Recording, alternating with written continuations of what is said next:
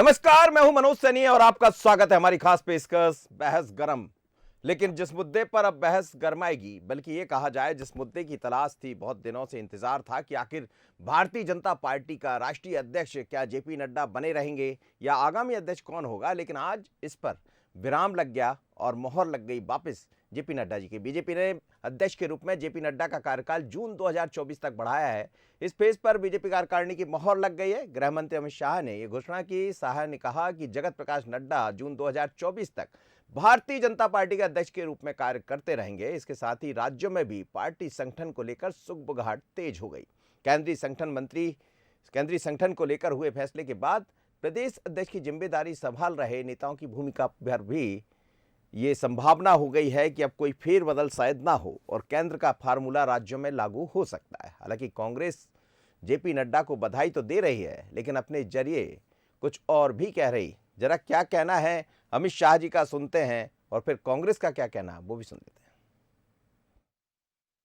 कई बार भूतकाल में भी इस प्रकार के अलग अलग मौकों के कारण राष्ट्रीय अध्यक्ष के कार्यकाल को एक्सटेंशन दिया गया। इसी परंपरा का अनुसरण करते हुए श्री जगत प्रकाश नड्डा जी को राष्ट्रीय कार्यकारिणी ने आज सर्वानुमत प्रस्ताव किया है। श्री राजनाथ सिंह जी ने इस प्रस्ताव को रखा और सभी भारतीय जनता पार्टी के सदस्यों ने इसको हर्ष ध्वनि के साथ सर्वानुमत से स्वीकार किया है कि जगत प्रकाश नड्डा जी को जून 2024 तक भारतीय जनता पार्टी के अध्यक्ष के रूप में इनके कार्यकाल को बढ़ोतरी की जाए। उनकी पार्टी का अंदरूनी मामला है। जेपी नड्डा जी को बधाई अगर उनको पार्टी ने मौका दिया है, पर उन्हें भी पार्टी अध्यक्ष रहते हुए प्रश्न करना चाहिए सरकार से कि मुझे आपने दायित्व तो दिया है, लेकिन जो भारतीय जनता पार्टी के नाते उन्होंने वादे जनता से किए थे उसको पूरा करने की दिशा में क्यों नहीं सरकार कोई कदम उठाती है। सरकार पर उनका दबाव बढ़ना चाहिए। चलिए, कांग्रेस ये कह रही कि सरकार पर दबाव बनना चाहिए, जो वादे किए थे वो सरकार ने क्यों नहीं उठाए। लेकिन पूरी राष्ट्रीय कार्यकारिणी में बताया गया कि सरकार यानी केंद्र सरकार ने क्या क्या काम किया। अब जरा ये समझ लेते हैं कि जेपी नड्डा का कार्यकाल आखिर क्यों बढ़ाया गया। जरा देखिए, ग्राफिक्स के जरिए मैं आपको दिखा देता हूं। 2023 में मध्य प्रदेश, छत्तीसगढ़ समेत 9 राज्यों में विधानसभा के चुनाव होना है।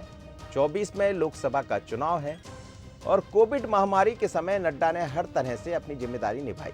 मोदी की लोकप्रियता बढ़ाने में भी जेपी नड्डा का योगदान है। हालांकि मोदी खुद अपने तरीके से भी लोकप्रिय है। नड्डा के नेतृत्व में ही गुजरात में ऐतिहासिक जीत हुई है। इससे पहले उत्तर प्रदेश में जीत हुई थी। चुनावी साल में संगठन स्तर पर रिस्क नहीं चाहती भारतीय जनता पार्टी। पीएम मोदी के साथ नड्डा का बेहतरीन तालमेल है। तो ये तमाम तरह की चीजें हैं जिनको एक आधार माना जा सकता है, जिसके कारण शायद उनका कार्यकाल बना है। ग्राफिक्स के जरिए हम आपको दिखा रहे थे। यूपी गुजरात में प्रचंड जीत हासिल की, जैसा हमने आपको बताया, और नड्डा पुनः 2024 तक के लिए राष्ट्रीय अध्यक्ष बन गए। अब इसके बाद क्या होगा। यूपी गुजरात में प्रचंड जीत हासिल की है। महाराष्ट्र में एनडीए ने बहुमत हासिल किया था। बिहार में सबसे अधिक स्ट्राइक रेट, बंगाल के इतिहास रिकॉर्ड जीती है। उत्तर पूर्व राज्यों में भी काम किया है। तो ये वो चीजें हैं जिनके जरिए हम आगे बढ़ रहे हैं। चलिए, अब इसी मुद्दे पर हम सबसे पहले, मेरे साथ 2 मेहमान जुड़ेंगे। फिरोज सिद्दीकी जी है कांग्रेस के प्रवक्ता और साथ ही नेहा बग्गा जी। लेकिन उस सबसे पहले मैं चलूंगा प्रदेश अध्यक्ष भारतीय जनता पार्टी के बीडी शर्मा जी के पास। एक कमेंट्स उनका ले लेता हूं। जेपी नड्डा को उन्होंने बधाई भी दी है ट्वीट कर। बहुत स्वागत है आपका। मेरी आवाज सुन पा रहे हैं जी मनोज जी? बिल्कुल बिल्कुल। जेपी नड्डा जी पुनः 2024 तक के लिए राष्ट्रीय अध्यक्ष बनाए गए, क्या कहना चाहेंगे? माननीय जेपी नड्डा जी को बहुत बधाई और शुभकामनाएं। उनके नेतृत्व में संगठन का जिस प्रकार से देश के अंदर कार्य विस्तार और कार्य का सुदृढ़ीकरण हुआ है, फिर उनके नेतृत्व में हम और संगठन को ताकत और बल मिलेगा। और माननीय प्रधानमंत्री नरेंद्र मोदी जी के नेतृत्व में और माननीय जेपी नड्डा जी के नेतृत्व में 2023-2024 के चुनाव में भारतीय जनता पार्टी इतिहास बनाएगी, परचम फहराएगी। राष्ट्रीय कार्यकारिणी की बैठक से आप बाहर निकल रहे हैं। आज कई तरह की बातें भी हुई होगी। जाहिर है कि जिन राज्यों में चुनाव होना है उसमें मध्य प्रदेश भी है और मध्य प्रदेश के प्रदेश अध्यक्ष बीडी शर्मा जी है। क्या कुछ नया करने जा रही भारतीय जनता पार्टी? नया केवल एक ही है, प्रत्येक बूथ को मजबूत करना।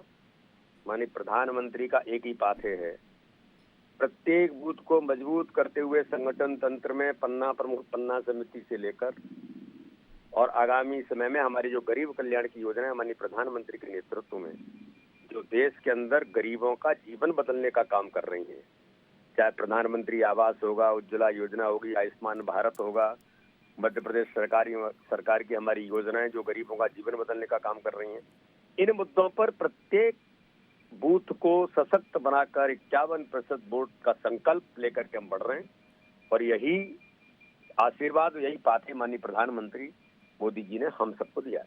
प्रदेश अध्यक्ष रहते हुए डिजिटल काम या बाकी चीज़ों पर आपने काम किया है। आने वाले दिनों में भी आपके नेतृत्व में भारतीय जनता पार्टी आगे बढ़ती हुई दिखाई दे रही है। जैसा जेपी नड्डा जी का कार्यकाल बढ़ा है, तो क्या ये माने कि 23 में एक नया इतिहास रचेगी भारतीय जनता पार्टी? बिल्कुल, डिजिटल पूरे मध्य प्रदेश के अंदर भारतीय जनता पार्टी के संगठन तंत्र में डिजिटलाइजेशन हमने व्यापक पैमाने पर किया है।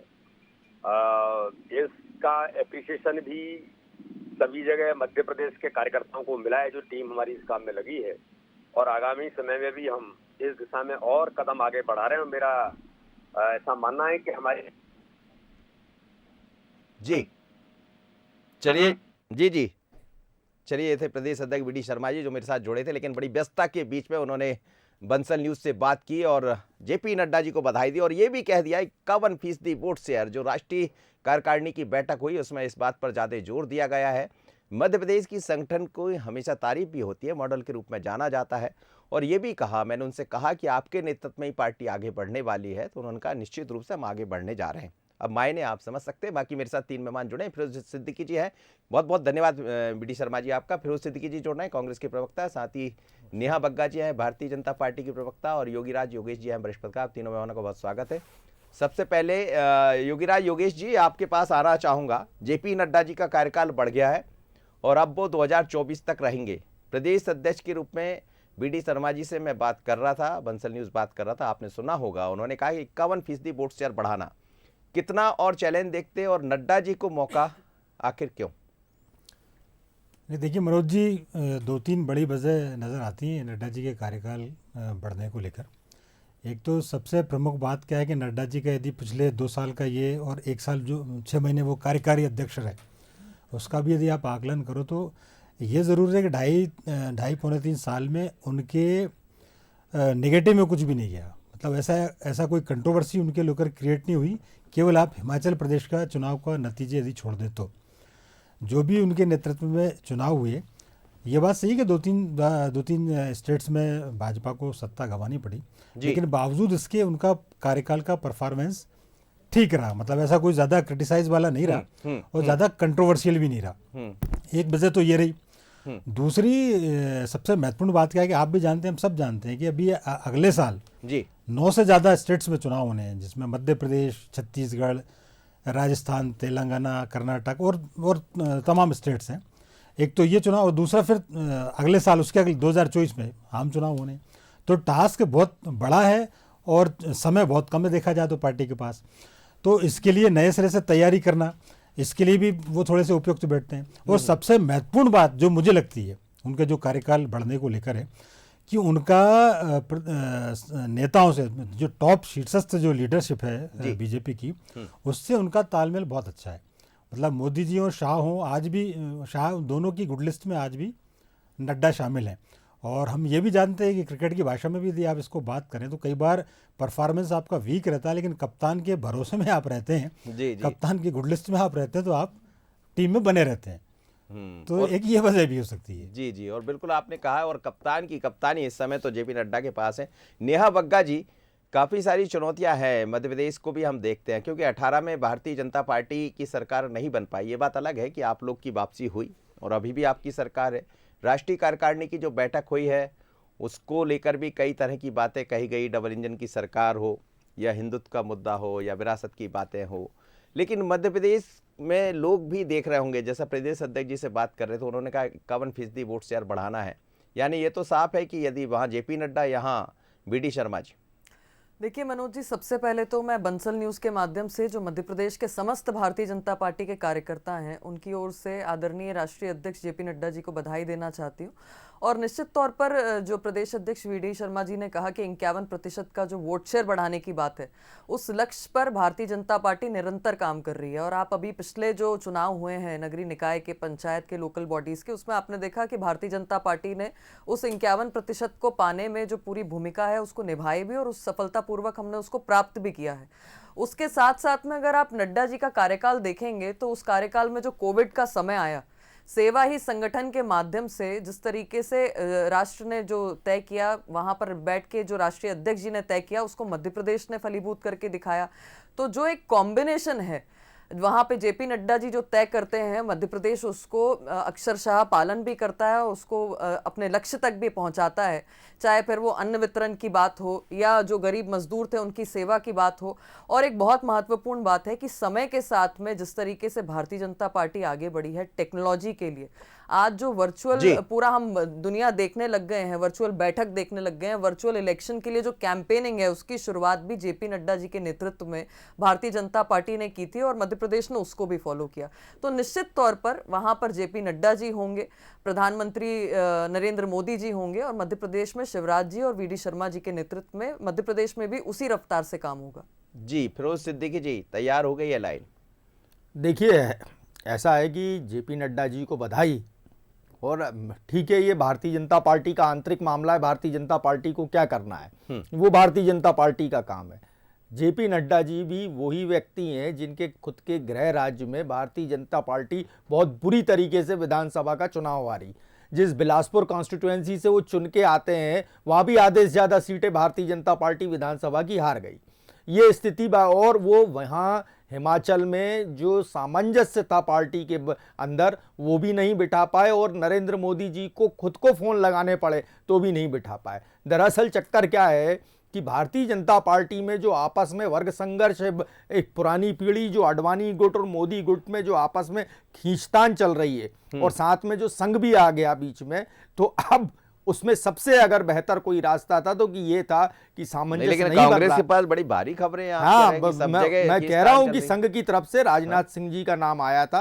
अच्छा। यह नितिन गडकरी को दोबारा रिपीट करने के लिए नाम आया था, लेकिन चूंकि मोदी जी ना तो गडकरी जी को चाहते थे, ना ही वो राजनाथ सिंह जी को चाहते थे। ये कांग्रेस के सूत्र कह रहे हैं? ये हमारे सूत्र हैं, पक्के सूत्र हैं, क्योंकि उनको यसमैन चाहिए था, उनका यसमैन होना चाहिए, और जब सामंजस्य नहीं बना तो जेपी नड्डा सर जी को बना दिया गया। उत्तर प्रदेश में उन्होंने आपका सफाया कर दिया, गुजरात में आपका सफाया कर देखिए, दिया, और लगातार हिमाचल में नड्डा जी के आने के बाद 7 से ज्यादा राज्यों में सरकारें बन गई हैं। और हिमाचल में इससे हिमाचल पहले गया ना? हाँ, हिमाचल में जाहिर सी बात, हाँ, सवाल उठेगा आपका, हाँ, सवाल उठाने का। बिल्कुल। वो अपने राज्य में नहीं जिता पाए, हर राज्य की अपनी अपनी अलग अलग परिस्थितियां हैं, और वो ये जो 3 राज्य हारे थी भारतीय जनता पार्टी, ये भी शायद उन्हीं के नेतृत्व में आ रही थी। जी। जब वो अध्यक्ष हुआ करते थे, और भारतीय जनता पार्टी का निरंतर वोट शेयर नीचे जा रहा है, ये भी सही है, ठीक है, कहीं सफाया हो गया, कहीं जीत गए, कहीं 3 त्रिकोणीय मुकाबला हो गया, ये तो होता है, लेकिन ये क्या सत्य नहीं है कि भारतीय जनता पार्टी का निरंतर वोट शेयर नीचे जा रहा है? जी नेहा बग्गा जी, जवाब का। मनोज जी, मुझे अच्छा लग रहा है कि कांग्रेस के प्रवक्ता यहाँ पर बैठ के भारतीय जनता पार्टी के राष्ट्रीय अध्यक्ष के चयन पर यहाँ पर विश्लेषण कर रहे हैं। ये वो पार्टी है जो परिवारवाद से कभी आगे नहीं बढ़ पाई, 20 वर्ष से अधिक समय तक एक ही परिवार से अध्यक्ष रहा। कभी माताजी आ गई, माताजी ने अगर असहमति बता दी या स्वास्थ्य ठीक नहीं है तो पुत्र आ गए, पुत्र का मूड खराब हो गया तो फिर माताजी आ गई। नहीं, इस बार और उन्होंने अब बदल जो दिया। व्यक्ति आया इस है, बार बदल जो दिया। व्यक्ति आया है वो भी कहता है कि मेरी निष्ठा तो सोनिया जी के प्रति है, मेरी निष्ठा तो राहुल जी के प्रति है, कांग्रेस के प्रति निष्ठा ऐसा एक बार भी नहीं कहा। भारतीय जनता पार्टी में कौन अध्यक्ष के रूप में आएगा, कौन अध्यक्ष के रूप में काम करेगा, कोई भी यहाँ पर बैठकर गेस नहीं कर सकता। और कांग्रेस के प्रवक्ता यहाँ पर बैठ के विश्लेषण कर रहे हैं, तो मुझे लगता है कि जनता भी इसे बहुत हंसी मजाक के उससे ले रही होगी।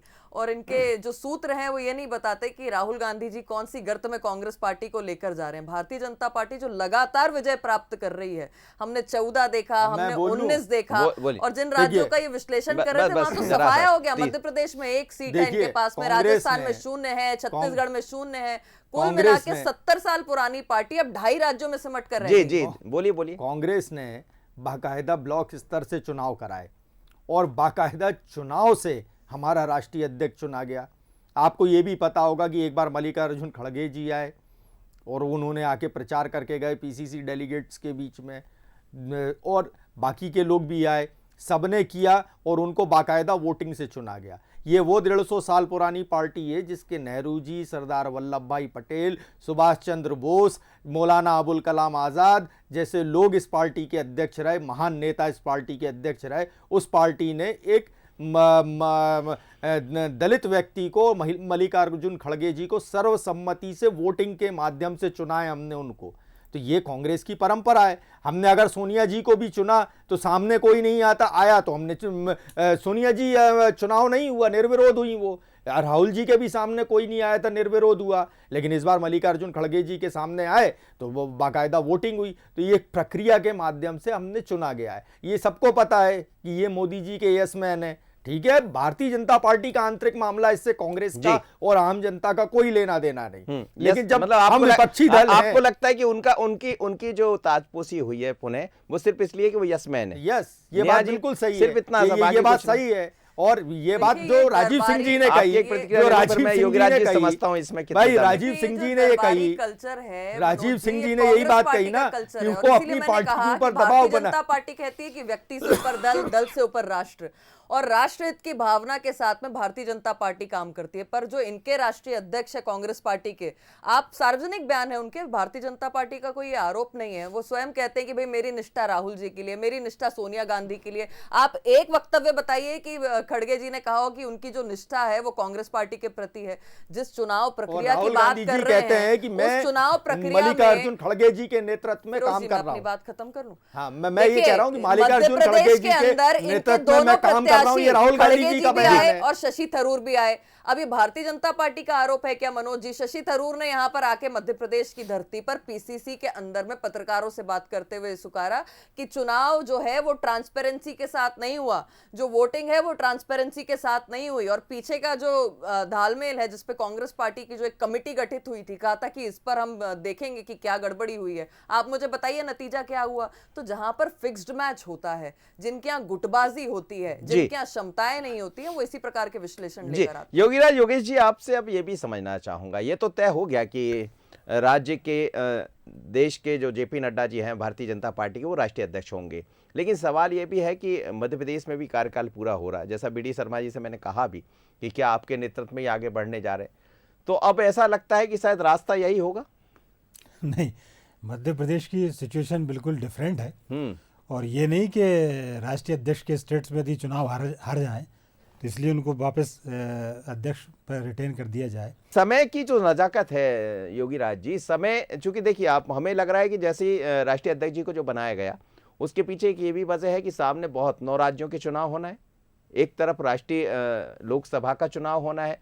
अब नया अध्यक्ष कोई भी आएगा तो वो इतने समय, इतनी जल्दी, जैसे जेपी नड्डा साहब भी बने हैं, तो वो समझ नहीं पाएगा। जो हमें दिखाई दे रहा है, जैसा आप लोग पहले भी अपन लोग की चर्चा होती रही कि नड्डा का कार्यकाल शायद रिपीट हो जाएगा, लेकिन क्या नड्डा जी के सामने भी कुछ बड़े चैलेंज, कुछ बड़ी चुनौतियां होंगी 2023 या 24 को लेकर? नहीं, बिल्कुल चुनौतियां हर क्षण रहती हैं जब आप पॉलिटिक्स में हो, और जब आपको पता है कि 3 अगले साल महत्वपूर्ण राज्यों के इलेक्शन है, जिसमें इंक्लूडिंग मध्य प्रदेश है, तो फिर देश का चुनाव है। तो ये तो मतलब इससे बड़ा चुनाव क्या होगा? 2024 से बड़ा कोई चुनाव होगा क्या? तो आपको डेफिनेटली आपको कदम फूंक फूंक के रखना ही पड़ेगा। और जैसा कि आपने टारगेट फिक्स किया बीजेपी में कि 51% वोट शेयर हासिल करना है, तो ये कोई एकदम से नहीं हो जाएगा। और चूंकि इतने सालों से एक मेहनत कर रहे हैं, चाहे वो जेपी नड्डा हो, दूसरे भी अध्यक्ष रहे हैं, तो एक जो मेहनत की और जो जिसको जो मोमेंटो जो उन्होंने कायम किया हुआ है अपने वोटा परसेंटेज बढ़ाने का, तो उसको वो खोना नहीं चाहेंगे। तो मुझे ऐसा लगता है कि ये एक बड़ी चैलेंज है उनके सामने 50% वोट शेयर का।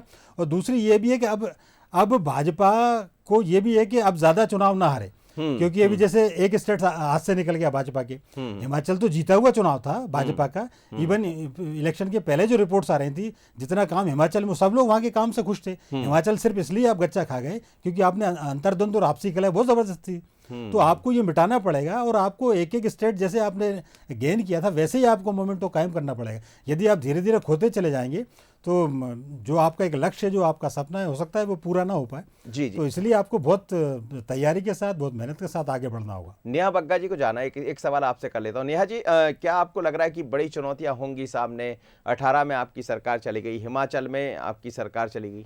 नहीं, देखिए मनोज जी, सबसे महत्वपूर्ण बात यह है कि जब से नड्डा जी आए हैं राष्ट्रीय अध्यक्ष बनकर, मैंने आपको कहा कि पहले तो कोविड के 2 साल थे और जिस तरीके से भारतीय जनता पार्टी के पूर्ण संगठन ने एक साथ जुट होकर सबकी सेवा करने का काम किया है, वो एक सबसे बड़ा उदाहरण है।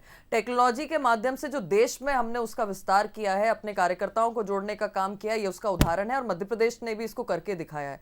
मध्य प्रदेश को भी अगर आप देखेंगे तो मेरा बूथ सबसे मजबूत, जिसको हमने डिजिटलाइज कर पूरे देश भर के अंदर मजबूती से संगठन का विस्तार दिखाया है, वो हमारा एक सबसे बड़ा उदाहरण है।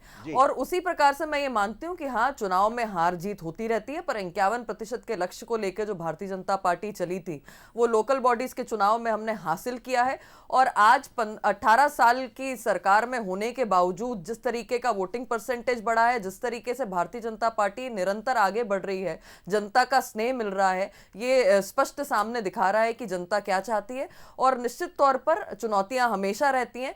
पिछली जो हार हुई है जिन जिन सीटों पर जहां पर जनता की अपेक्षा हमसे अधिक थी, उस पर कार्य करेंगे। जो अच्छा काम रहा है उसको कंटिन्यूटी में आगे बढ़ाएंगे। चलिए, बहुत धन्यवाद, आप जुड़ी थी। लेकिन फिरोज सिद्दीकी जी, ये एक बड़ी चुनौती भी रहेगी। जैसे यदि भारतीय जनता पार्टी ने जेपी नड्डा जी को रिपीट किया, बीडी शर्मा जी जिनसे बात हो रही थी वो भी दिखाई दे रहा है, लेकिन क्या आपको लगता है कि 18 में आपने बहुत अच्छी रणनीति के साथ चुनाव लड़ा? अभी भी कमलनाथ जी लगातार हम देख रहे हैं कई तौर की रणनीति भी बना रहे, और जब राष्ट्रीय कार्यकारिणी की बैठक हुई तो कहीं ना कहीं 9 राज्यों में मध्य प्रदेश की चर्चा भी खूब हुई है, मध्य प्रदेश पर भी सबकी नजर है, तो क्या कुछ रणनीति कांग्रेस को भी बदलना पड़ेगा? देखिए जी बिल्कुल बिल्कुल बिल्कुल बिल्कुल, आप बोलिएगा अपनी बात पूरी कीजिएगा। रणनीति का जिस तरह आप बता रहे हैं कि इस समय रणनीति का जहां तक सवाल है, जी भारतीय जनता कांग्रेस अपनी रणनीति पहले ही तय कर चुकी। हमने नीतियां तय कर ली कि हमें किन नीति पे चुनाव लड़ना है जी। जो हमारे पुराने वायदे अधूरे रह गए वो, और जो नई वर्तमान में परिस्थितियां उत्पन्न हुई है वो। दूसरा, हमने नेता तय कर लिया है कि कमलनाथ जी जो है वो मुख्यमंत्री होंगे और उन्हीं के चेहरे पर हम चुनाव लड़ेंगे। तो हमारी रणनीति भी तय है, हमारी नीति भी तय है, हमारा नेता भी तय है, और अब हमारे कार्यकर्ता मैदान में पहुंच रहे हैं। हाथ जोड़ो जो कार्यक्रम है, उस कार्यक्रम को हमने शुरू कर दिया है, और इस कार्यक्रम के माध्यम से कांग्रेस जो है अब घर घर तक जा रही है। आज ही हमने एक नई नीति लाए कि हम है ना महिलाओं के लिए एक अलग से घोषणा पत्र लाएंगे, क्योंकि ये 50% आबादी है, तो उस पर भी हमने काम शुरू कर दिया है। कांग्रेस हर वर्ग को, समाज के, कांग्रेस अपने साथ जोड़ रही है। निरंतर कमलनाथ जी और कांग्रेस के कार्यकर्ता संपर्क बना रहे हैं, और हम जो है 2023 है उसको इतने पूर्ण बहुमत से जीतेंगे, और इस तरीके से जीतेंगे कि एक मजबूत सरकार जो है वो हम चलाएं, क्योंकि जो हमने वायदे हमारे सरकार गिरने से अधूरे रह गए थे, उन वायदों को हम पूर्ण कर सके, और कमलनाथ जी को 5 साल का एक अच्छा कार्यकाल मिले, ताकि जो प्रदेश का विकास है, जो छिंदवाड़ा का एक मॉडल है, उस मॉडल को हम जो है संपूर्ण मध्य प्रदेश छिंदवाड़ा मॉडल पर भी आप आगे बढ़ेंगे। योगराज जी, बहुत 30 सेकंड में आपसे एक प्रतिक्रिया मैं जरूर चाहूंगा कि 51% वोट शेयर की जो आंकड़ा लेकर भारतीय जनता पार्टी चल रही है, वैसे भी कहते हैं कि जब आपको आगे बढ़ना है तो थोड़ा सा आंकड़ा बड़ा लेकर चलिए, कि यही बीजेपी के लिए एक चैलेंज भी होगा और यही बीजेपी के लिए जीत का आधार भी बनेगा, यदि ऐसा होता है तो? नहीं, बिल्कुल बनेगा, और कई स्टेट्स में तो उन्होंने 51% से ज़्यादा वोट शेयर हासिल कर लिया है। कई में ज़रूर कम है, लेकिन यदि आपका टारगेट आपने तय किया है तो ये सही है। आप बिल्कुल ठीक कर रहे हैं कि आप टारगेट ज़्यादा रखोगे तो उस पर कम से कम अचीव करने में और वहाँ तक पहुँचने में उतनी मेहनत के साथ कार्यकर्ता काम करता है। तो टारगेट बड़ा होगा, लक्ष्य बड़ा होगा, तो डेफिनेटली आपका परिणाम भी अच्छा होगा, लाभ भी ज़्यादा होगा जी। तो 51% शेयर का उन्होंने जो लक्ष्य हासिल किया है, वो मैं इसलिए भी कह रहा हूँ कि उनके पास वो क्षमता है, उनका जो संगठन है बीजेपी का, वो बहुत ज़बरदस्त संगठन है और बूथ स्तर तक उसका विस्तार है। बिल्कुल, और बूथ स्तर का जो विस्तार है, शायद वही भारतीय जनता पार्टी को लगता भी है कि मंडल और बाकी जो चीजें हैं, अब बूथ से पेज तक जाने की जो बात कही जा रही, बल्कि पेज समिति, पन्ना समिति भी एक बनाने का नया कंसेप्ट भारतीय जनता पार्टी लेकर आई, जिसका लाभ गुजरात में मिला है। अब क्या मध्य प्रदेश में भी यही होगा? आप सभी मेहमानों का बहुत धन्यवाद, नेहा जी, फिरोज जी और योगीराज योगेश जी।